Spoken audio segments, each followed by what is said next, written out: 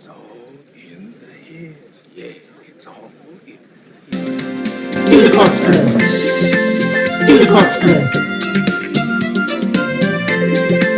Do the corkscrew. Do the corkscrew.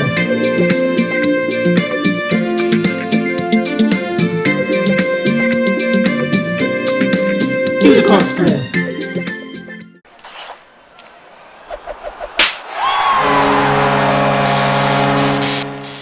The corkscrew is the foundation of hockey, as it is the position that gives options that you can use in a moment's notice. It is so important that most pros spend at least 50% of their time in this position. You see the corkscrew when a player enters the offensive zone, when deking, protecting the puck, passing, shooting, or when playing defense. The corkscrew is simply the hockey stance with wider legs and with hip rotation. In order to power the corkscrew properly, you need to internally rotate your hips, knees, and feet together. This will cause you to C-cut along the inside edge of your skates. With the simplest version of the corkscrew, when done correctly, you should see your whole torso, your shoulders, chest, and belly button turn in rhythm with your legs and hips. It is important to have your top hand in the Crosby crevice, as the hip rotation will cause your shoulders, arms, and stick to move back and forth and stick handle for you. This will allow your top hand to simply worry about twisting back and forth to control the puck. With the corkscrew, your skates never have to leave the ice. The wider your stance, the closer your boot angle will be to the ice, and the more power and options you will have.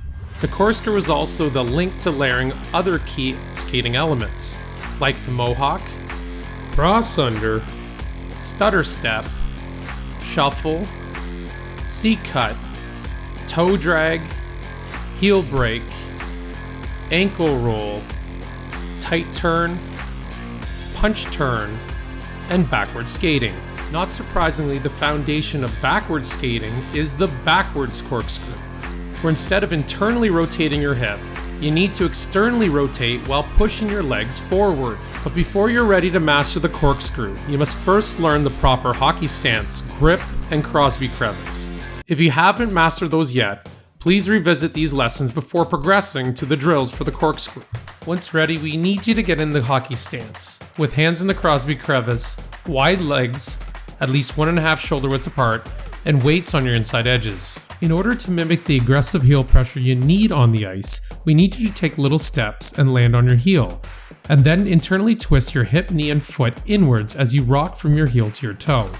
If done correctly, you should see your stick wag back and forth, which is why we call this wag in the tail, a sign that you have proper hip rotation.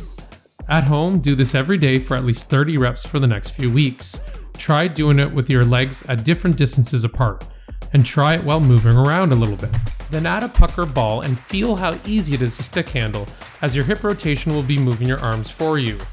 Remember to stick handle with your head up and eyes looking forward while still seeing the puck in your peripheral vision. The main difference in rollerblades is that your skates do not lift up, while in the corkscrew, just like on the ice. Make sure you remember to shift your weight over your other foot each time you turn your hips. The backwards corkscrew is a little more difficult to practice. In order to do this, we need you to go back to the tile floor, and instead of pushing your legs backwards, we need you to push them forwards, while turning your hips and legs in an outwards motion. Make sure you shift your weight over your opposite foot and keep your palms up. Practicing the backwards corkscrew is much easier on rollerblades if you have them.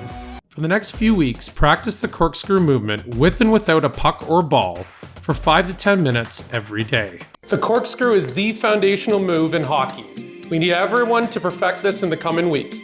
Thanks for listening, and see you next week on Corkscrew Hockey. Do the corkscrew. Do the corkscrew.